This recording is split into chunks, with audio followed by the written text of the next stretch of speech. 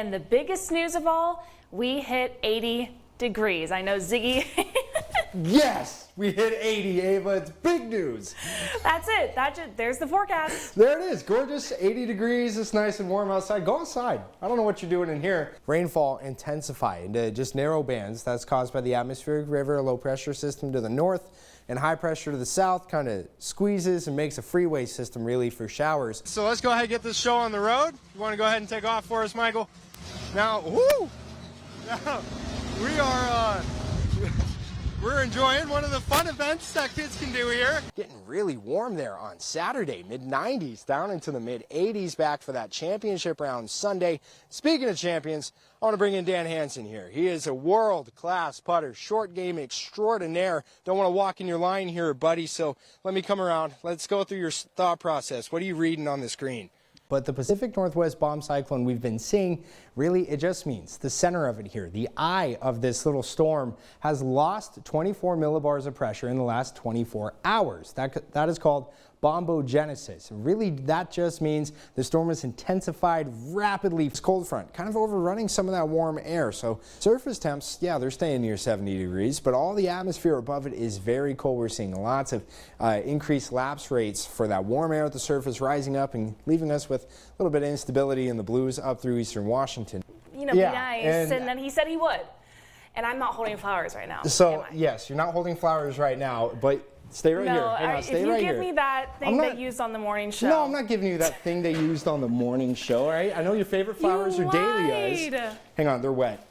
They're wet. I got to grab napkins for this. Yeah, no, you said dahlias are your favorite. I feel bad now. And then, yeah, you want to tell everyone what you said before the show when I didn't have flowers out here? I was going to ask for a dire wolf howl.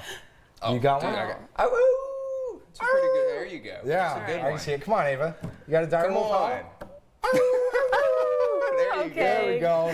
There we go. Do this to me. Bring these puppies back, baby. I never know what day it is. You were making it through the week. That's all that matters. Yeah, that's what counts. I wish it was Friday, too. The way it was feeling out there, these temperatures are amazing. The raindrops are carried up into where it's really, really cold in the atmosphere, so it begins to freeze, turning into ice. Now, they'll get a little heavier and come back down, but the strong updrafts can keep pushing them back up. So the balls of ice that form just continue circulating in the cloud, hitting more of that super cooled water in the top of the atmosphere. Well, this is upslope fog or orographic fog, and it's just cold air. Kind of in those lower elevations starts moving up the hillside, getting colder, forcing it to get closer to that dew point. Warm air rises. We have that motion already guaranteed with the warming of the earth. We have converging air systems here moving into that low pressure system. And as they converge, with the ground right below it, there's only one place left to go, and that's up. But as they're pushing, they're turning. Kind of like when you're trying to get past someone walking the opposite direction of you in the hallway. As this front's moving in, a lot of activity out here on the west side. Seeing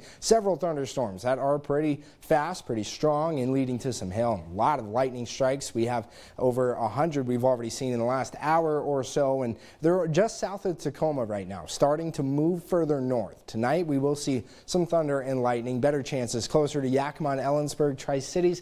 It's getting weaker and weaker as each model run comes out, but we'll keep tracking it if any storms do develop. We will see that cold front lead to daytime highs tomorrow about 10 to 15 degrees colder than they are today. So seeing a huge drop in that temperature and getting back down to some average temps as we start to move into the rest of the week. But that severe threat on the west side is for a strong thunderstorm or severe thunderstorm watch in place. That's what this yellow shaded area is. Golf ball size hail that's just under about 2 inches. Wind gusts up to 70 miles an hour in these storms could even lead to a tornado or two because we have the right makeup of that shear at that mid-level, about 50 to 60 knots with this vertical motion. That's all you need to really start seeing rotation in these storms, and we've seen a little bit just kind of northwest of Portland so far. Yeah, Ava, we're out here now in the middle of the tulip fields, and Scott, let's do a little walk while we talk about this. So you guys have a map of all the varieties, which I have to say is odd for Pendleton Farms. Usually you don't get a map, you just get the corn maze posted on there, but tell me about all the different flowers you got out here. There are 41 different varieties out here, so many different colors. Yeah. We got the American Dream right here, and then behind us is going to be the Red Emperor. A lot of different colors. We have early, mid, and late varieties, so it can be blooming through the whole entire month.